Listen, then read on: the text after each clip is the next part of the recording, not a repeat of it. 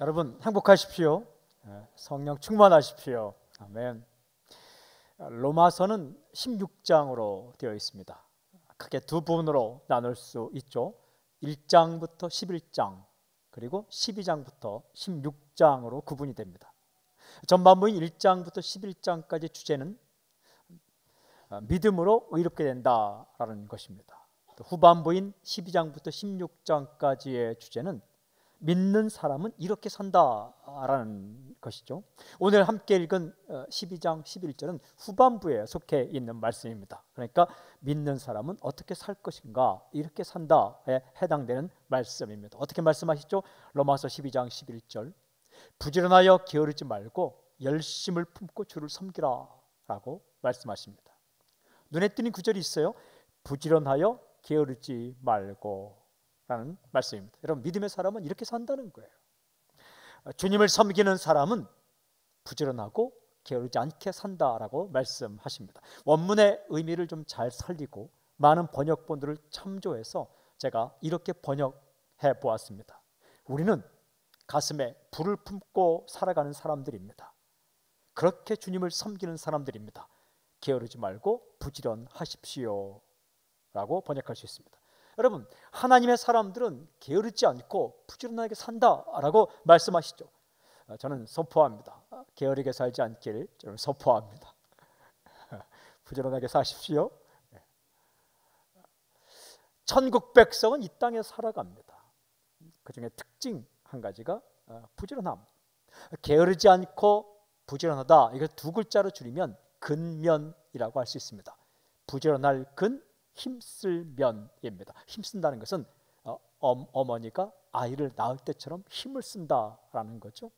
근면이란 부지런하고 게으르지 않고 힘써 살아간다. 여러분 기억하십시오.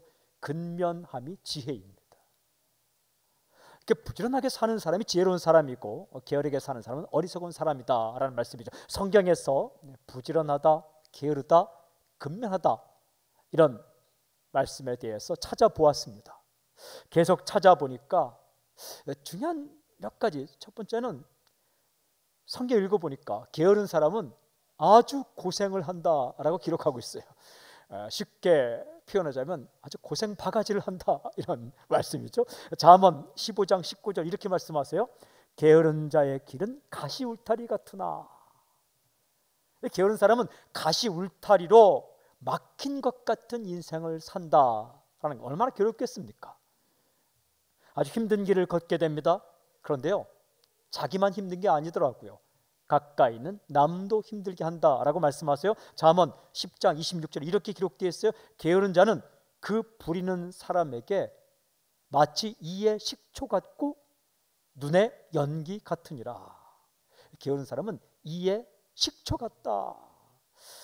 아주 강렬한 표현이에요. 신맛이 아주 강한 식초를 먹으면 어떻게 됩니까? 신맛이 갑자기 느껴지면서 온몸이 부들부들 떨리게 되죠. 그죠? 어우시오. 그냥 쉽게 생각해서 레몬을 자르지 않고 그냥 통째로 하나를 다 먹었다. 침이 고이죠 지금. 어우시오. 심하면 온몸이 부들부들 떨리기도 합니다. 소름이 끼치기도 합니다. 게으른 사람은 옆에 있는 사람을 몸서리치게 만든다라는 말씀입니다. 또 게으른 사람은 눈에 연기 같다.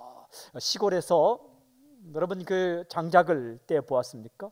부직갱이로 이렇게 불을 피워봤습니까? 연기가 나죠. 눈물이 납니다. 힘듭니다. 아주 힘듭니다. 눈을 뜨지 못할 정도로 눈알이 아리고 눈물이 폭포수처럼 쏟아집니다. 게으른 사람은 곁에 있는 사람을 눈물 나게 만든다라는 거죠. 게으른 사람은 같이 있는 사람을 몸서리치게 만들고 눈물 나게 만든다. 반면에 부지런한 사람은 다릅니다. 성경을 읽어보니까 부지런한 사람에 대해서 이야기하는 면이 참 많았어요. 잠언 10장 4절에 이렇게 말씀하세요. 손이 부지런한 자는 부하게 되느니라. 또 잠언 12장 24절에 이렇게 말씀하십니다. 부지런한 자의 손은 사람을 다스리게 되어도. 사람을 다스린다라는 것은 존경을 받게 된다는 말씀입니다. 내 마음대로 사람을 마음껏 부린다는 것이 아니라 존경을 받게 되고 존중을 받게 되고 사람을 이끌게 되며 사람의 마음을 얻게 된다라는 거죠. 여러분, 다시 한번 선포합니다. 게으른 사람으로 자신도 힘들고 남도 답답하게 만들고 몸서리치게 하고 눈물 나게 하지 말고 부지런한 사람으로 존중받고 존경받고 은혜받고 복받고 살기를 저는 선포합니다. 질문이 있어요. 오늘 가장 중요한 질문. 우리들이 부지런하게 살 수 있는 방법은 무엇일까? 매일매일 살면서 진정으로 부지런한 삶은 어떤 삶일까? 성경을 묵상해 보았습니다. 예수님의 삶을 묵상했습니다. 세 가지로 정리할 수 있어요. 첫째는 하기 싫은 핑곗거리를 찾지 말고 해야 하는 이유를 찾으라라는 거예요. 하기 싫은 핑곗거리를 찾지 말고 해야 하는 이유를 찾으라 라는 말씀이에요. 여러분, 게으른 사람의 모습을 잠언 22장 13절은 아주 정말 이 그림을 그려 보이듯 이렇게 말씀하세요. 게으른 자는 말하기를 사자가 밖에 있은즉 내가 나가면 거리에서 찢기겠다 하느니라. 핑계 오만 핑계를 다 대면서 어떻게 이런 핑계를 대는지 모르겠어요. 나 일하러 갈 수 없다. 왜? 사자가 밖에 있어서 내가 일하러 나가면 거리에서 찢겨 죽겠다 라고 말한다는 거죠. 머리는 게으르지 않은 것 같아요. 핑계거리를 찾고 있는 거죠. 게으른 사람이 일하러 나가지 않는 핑계거리를 찾다가 내가 일하러 나가지 않는 이유는 밖에 사자가 있기 때문이다 라고 말합니다. 나가면 사자에게 찢겨 죽겠다 라고 말하고 있는 거죠. 일하기 싫으니까 이런 핑계를 대고 있다는 겁니다. 가진 핑계를 다 대죠. 핑계를 대다 말도 안 되는 핑계를 대는 겁니다. 이 게으르지 않고 부지런하게 살기 위해서는 여러 장애물을 넘어야 되는데 그 장애물 가운데 가장 첫 번째 만나기도 하고 힘든 장애물이 핑계입니다. 이래서 안 되고 저래서 안 되고 그래서 안 되고 일할 수 없는 핑계를 찾자면 참 많습니다. 일할 수 있는 이유를 찾으려면 또한 동시에 일할 수 있는 이유가 있는 거죠. 여러분, 내가 일할 수 없는 핑계를 찾으면 얼마나 많은지 몰라요. 마음에 안 드는 사람이 얼마나 많습니까? 마음에 안 드는 그 사람 때문에 할 수 없어. 때는 위험 요소 때문에 할 수 없죠. 항상 어디는 리스크, 위험이 있는 거예요. 때는 날씨가 받쳐주지 않을 때 있습니다. 비가 와서 안 되고 하도 더워서 안 되고 추워서 안 되고 습기가 많아서 안 되고 기분도 받쳐주지 않을 때가 있습니다. 오늘은 싫다는 거예요. 이것저것 내가 일할 수 없는 핑계거리가 얼마나 많습니까? 사랑하는 여러분, 할 수 있는 이유를 찾아보십시오. 또 해야만 하는 이유를 찾아보십시오.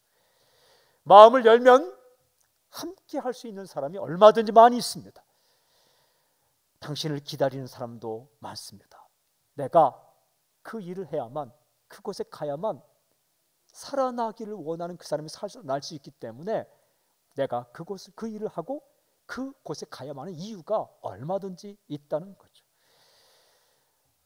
우리가 부지런하게 살면 우리의 그 노력으로 땀으로 말미암아 살아날 수 있는 사람들이 참 많습니다.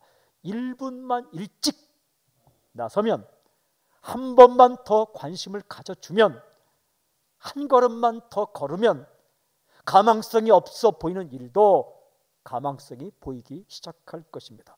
할 수 없는 핑계거리 찾지 말고 해야만 이유를 찾으십시오. 주님의 말씀을, 주님의 모습을 묵상해 보았어요. 예수님은 핑계 댄 적이 없어요.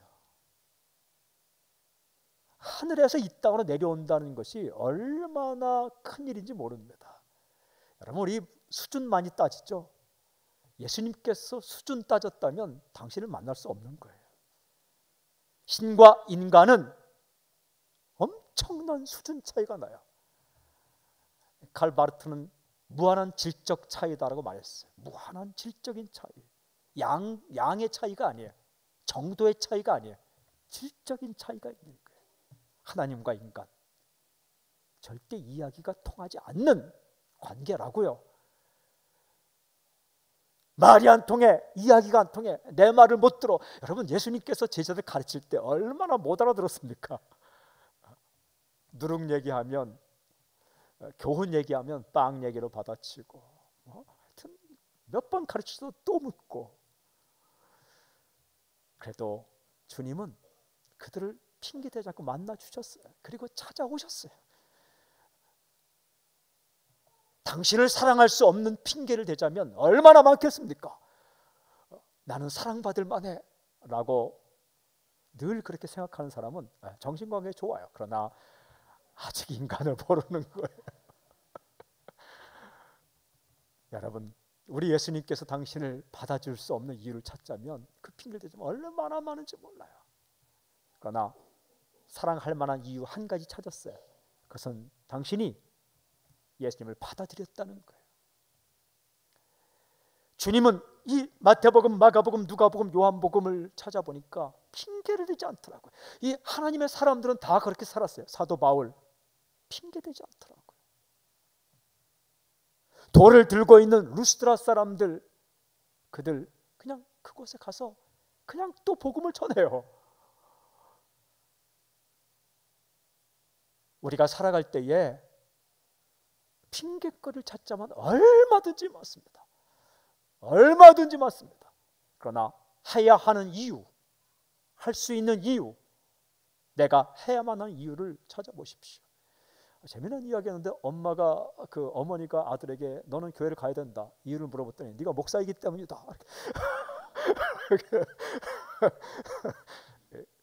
우리는요, 어떤 일을 해야만 하는 이유가 분명히 있는 거예요. 핑계거리를 찾지 말고 할 수 있는 이유를 찾아라. 두 번째는 기회를 놓치지 말고 할 수 있을 때 하라. 게으른 사람의 특징이 무엇인가? 일해야 할 때 일하지 않습니다. 항상 뒷북을 쳐요. 때를 놓쳐버립니다. 기회를 놓칩니다. 기회를 그냥 흘려보냅니다. 잠언 20장 4절에 이렇게 말씀하세요. 게으른 자는 가을에 밭 갈지 아니하나니 그러므로 거둘 때는 구걸할지라도 얻지 못하리라. 이스라엘에는 가을, 즉 10월이나 11월 달에 이른 비가 내리기 시작합니다. 늦은 비는 4월에 내리죠. 이른 비가 가을에 내리기 시작하면 그때부터 씨를 뿌려야 하기 때문에 밭을 갈죠. 게으른 자는 이때 밭을 갈지 않는다는 거예요. 그럼 어떻게 됩니까? 추수할 때 거둘 게 없죠. 그렇죠? 그리고 보세요. 씨를 뿌려야 될 때 뿌리지 않고 놀고 먹은 사람은 추수할 때에 거둘 것도 없지만 nothing, 아무것도 없지만 구걸할지라도 얻지 못하리라. 판판히 놀던 사람에게는 그가 구걸하도 주지 않는다는 거예요. 열심히 노력했는데 애썼는데 거둔 것이 별로 없다. 그러면 그를 도와줄 마음이 있는데 일해야 될 때 일하지 않고 판판히 놀고 나중에 거둘 때에 와서 구걸할지라도 그런 자에게는 구걸해도 주지 않는다라는 말씀입니다. 여러분, 이 가을에라는 것이 영어 성경 보니까 in season이라고 되어 있어요. 시즌 알죠? 이렇게 백화점에 많이 붙어 있는 거죠. 이렇게 시즌이 지나면 이렇게 바겐 세일도 하고 그러지 않습니까? 시즌은 뭐예요? 가장 딱 맞는 때, 적당한 때라는 뜻이죠. 시즌이 있는 거죠. 운동 이게 하는 것도 시즌이 있는 거죠. 그러니까 딱 맞는 때, 적당한 때라는 것입니다. 기회 때에 밭 갈지 않으면 아무것도 없고 사람들도 그를 인정하지 않는다라는 거죠.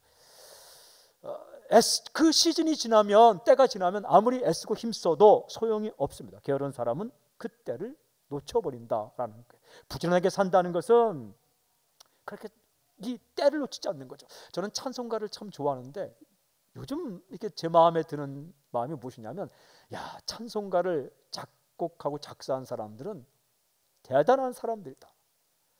예수님을 확실히 만난 사람들이, 하늘의 경험이 있는 사람들이, 한마디 한마디가 깊은 영성이 있지 않으면 작사 작곡할 수 없는 곡들이에요. 찬송가 330장 2절 가사가 이렇게 돼 있어요. 어두운 밤 쉬되리니 네 직분 지켜서 일할 때 일하면서 놀지 말아라. 낮에는 수고하나 쉴 때도 오겠네. 일할 수 없는 밤이 속히 오리라. 제가 고등학교 때 개척교를 다녔는데 어르신들과 함께 이 고등학생이 이 노래 참 많이 불렀어요. 어두운 밤 쉬되리니 내 직분 지켜서, 이런 곡이에요. 낮에는 수고하나 쉴 때가 오겠네. 일할 수 없는 밤이 속히 오리라. 이런 곡이에요. 근데 이 곡에서 일할 때 일하면서 놀지 말아라, 일할 수 없는 밤이 속히 오리라 이렇게 돼 있어요. 여러분, 때를 놓치면 하고 싶어도 못할 때가 온다는 말씀입니다. 그 일을 하고 싶어도 할 수 없을 때가 옵니다. 건강 여건상 할 수 없을 때가 오기도 하고, 나는 하기를 원하지만 내게 그 일이 맡겨지지 않아서 못할 때도 오는 거죠. 사람이 사는 게요, 부지런히 산다는 게 꼭 바쁘게 사는 것만 아닙니다. 쉬지도 않고 무작정 일만 하는 게 부지런히 사는 게 아니라고요. 쉬는 것 아주 중요합니다. 인생에는 항상 두 가지가 균형을 맞춰야 돼요. 일과 휴식. 다르게 표현하자면 전진과 머무름, advance, retreat. 행진할 때도 있지만 좀 머물러 서서 도끼 날을 갈 때가 있다는 거예요. 필요하다는 겁니다. 도끼를 가지고 장작을 팰 때도 있지만 효과적으로 장작을 패기 위해서는 이 도끼 날을 갈아야 되는 시간이 있는 거죠. 항상 그런 시간이 필요하죠. 그러니까 부지런히 산다는 것은 그저 쉬지도 않고 허겁지겁 일에 쫓겨 사는 게 아니죠. 부지런히 산다는 것은 때를 놓치지 않는다는 거예요. 해야 할 때, 그 때를 그냥 흘려보내지 않는 거예요. 공부도 때가 있습니다. 이 공부도 나중에 하려고 하면 눈이 침침해서 책도 안 보입니다. 자녀들과 시간을 함께 가지는 것도 다 때가 있습니다. 그때를 놓쳐버리면 함께 할 수 있는 시간의 의미가 좀 사라지게 되는 거죠. 부모님께 효도하는 것도 때가 있습니다. 땀을 흘리고 왕성하게 일하는 것도 다 때가 있습니다. 지금 내가 하고 있는 일도 다 시간이 지나가면 언젠가는 하고 싶어도 못할 때가 온다는 거죠. 하나님께서 기회를 주셨을 때, 바로 당신이 해야 할 그때 부지런하게 하십시오. 즐겁게 하십시오. 묵상해 보니까 큰 일, 작은 일이 없더라고요. 그냥 내게 맡겨진 일이 큰 일입니다.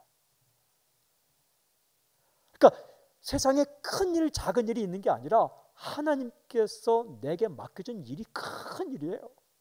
세상에 중요한 일, 허드렛 일이 없어요. 그냥 하나님께서 내게 맡겨진 일이 중요한 일입니다. 이게 중요한 일이에요. 할 수 있는 때가 있다는 거죠. 그러니까 그 때에, 기회가 주실 때에 그 때를 놓치지 말고 즐겁게 하십시오. 때로는 밤을 새워야 될 때가 있죠. 그때는 밤을 새우십시오. 그 때가 지나가면 다른 때에 밤을 이틀, 3일 새워도 아무 소용이 없는 거죠. 기회를 놓치지 말고 할 수 있을 때 일하라 라고 주께서 말씀하십니다. 세 번째는 남의 일에 참견하지 말고 자기 일에 집중하라 라는 거예요. 이 게으른 사람의 특징이 뭔지 아십니까? 자기 일에는 집중하지 않고 다른 사람의 일에 훈수 두고 참견하는 일에 아주 열심을 냅니다. 게으른 사람도 열심히 있더라고요. 한가한 사람도 열심히 있어요. 뭔가 바빠요. 근데 남의 일에 바빠요. 그러나 부지런한 사람은 자신의 맡은 일에 집중을 합니다. 하나님께서 당신에게 맡긴 일에 집중하는데 이렇게 말씀하세요. 잠언 27장 23절에 내 양떼의 형편을 부지런히 살피며 내 소떼에게 마음을 두라. 너의 양떼의 형편을 부지런히 살피라. 어디가 아픈지, 어디가 힘든지 내 소떼에게 마음을 두라. 자꾸 이게 다른 소떼에 마음 두는 사람은 도둑놈입니다. 자꾸 다른 소떼의 마음을, 네 사람, 너에게 맡겨준 사람, 너에게 맡겨준 일, 너에게 맡겨준 가족, 너에게 맡겨준 그 일에 전심을 다하라. 부지런히 살피고 부지런히 섬기라 라고 말씀하십니다. 근데 사람이 이렇게 일하다 보면 때로 나에게 맡겨준 일이나 사람이 부담으로 느껴질 때가 있어요. 이게 언제나 그런 건 아닌데 처음에는 선물 같아요. 선물. 와, 내가 이런 일을 맡다니. 처음 출근할 때 얼마나 이 쿠푸루 꿈을 가지고 출근합니까? 저는 처음 출근하는 사람들의 얼굴 영상만 찍어보고 싶어요. 1년 지났을 때 또 찍어보고 싶어요. 10년 지났을 때 찍어보고 싶어요. 학교 선생님들도 첫 해가 가장 열심히 합니다. 얼마나 학생들 그 가서 미리 와서 학생들 앉을 자리에 안수하며 기도하고 한 10년 지나면 이렇게 시들해지는데, 근데 학생들은 항상 그 선생님이 처음인데 선생님은 여러 번이에요. 10년이 지나도 20년이 지나도 자신에게 맡겨진 이 사람이 부담이 아니라 행복으로 기쁨을 느낄 수만 있다면, 그냥 선물로 느낄 수 있습니다. 얼마나 좋습니까? 이게 항상 사람이든 일이든 어떨 때는 선물이었는데 어떨 때는 부담이었다가, 어떨 때는 또 부담이었다가 선물이었다가, 이게 그냥 계속 변하는 거죠. 이 부담으로 생각하지 않고 선물로 생각할 때에 우리가 정말 아름다운 인생을 살 수 있어요. 왜 그런지 아세요? 잠언 14장 4절에 보니까 이런 말씀이 있었습니다. 소가 없으면 구유는 깨끗하려니와 소의 힘으로 얻는 것이 많으니라. 소가 없으면 구유, 좀 먹이통이죠. 여물통은 깨끗하다. 그렇죠. 소가 없는데 먹이를 갖다 놓을 이유가 없는 거죠. 먹이를 채워 넣어야 할 수고도 하지 않죠.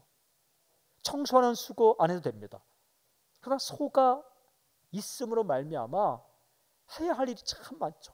소 한 마리 키우는 게 얼마나 힘듭니까? 저는 어릴 때 소를 키워본 적은 없어요. 닭은 키워봤습니다. 쉽지 않습니다. 그 옆에 그 세대로 살았는데 주인집에서 돼지 키울 때에 그 도와는 받습니다. 개구리를 잡아다가 줘야 되는데 이거 힘든 일이에요. 그 개구리를 푹 고우면 아주 뽀얀 국물이 나와서 그걸 돼지가 얼마나 잘 먹는지 몰라요. 근데 그게 힘든 일이에요. 돼지가 나 잡아가라 이렇게 그냥 있습니까? 얼마나 빨리 뛰는지 모릅니다. 이게 퍽 잡아칩니다. 그다음에 우리가 어릴 때부터 떡개구리라는 것은 퍽퍽 뜁니다. 그 잡으려면 빨리 뛰어야 됩니다. 그걸 또 수고를 해야 됩니다. 그걸 또 삶고 봤어요. 이렇게 짐승 키우는 게 보통 일이 아닙니다. 아이 키우는 일은 얼마나 또 힘듭니까? 짐승은 걷기나 하죠. 아이는 10개월 동안 1년 동안 걷지도 않습니다. 왕입니다. 왕. 그 얼마나 할 일이 많습니까? 없으면 얼마나 우아한지 모릅니다. 여성들도 아이가 없으면 멋부리고 다 할 수 있고, 근데 아이가 있으면 머리 헝클어지고 정말 정신없이 살아가는 거죠. 그러나 소가 있으면 할 일이 많지만 소가 있기 때문에 얻는 유익이 더 많다는 거예요. 밭을 갈 때에 소의 힘으로 밭을 갈 수 있죠. 소가 또 새끼를 낳으면 금전적으로 얼마나 도움이 됩니까? 그리고 무거운 거 나를 때에 사람이 할 수 있는 힘보다 소로 할 수 있는 힘이 얼마나 많습니까? 얼마나 유익이 됩니까? 도움이 됩니까? 사는 게 다 그렇다는 거예요. 소가 없으면 수고할 일이 없겠지만 소가 있음으로 말미암아서 얻는 게 참 많다라고 잠언 14장 4절에 말씀합니다. 사람이 그런 거예요. 일이 그런 겁니다. 내가 맡은 일 때문에 얼마나 수고를 많이 합니까? 그러나 그 일 때문에 많은 유익을 얻게 되죠. 돈을 벌게 됩니다. 보람도 얻게 됩니다. 존경도 받게 됩니다. 사람도 마찬가지예요. 그 사람이 없으면 신경 쓸 일도 없습니다. 모든 게 다 좋은 사람, 모든 게 다 완벽하고 좋은 사람,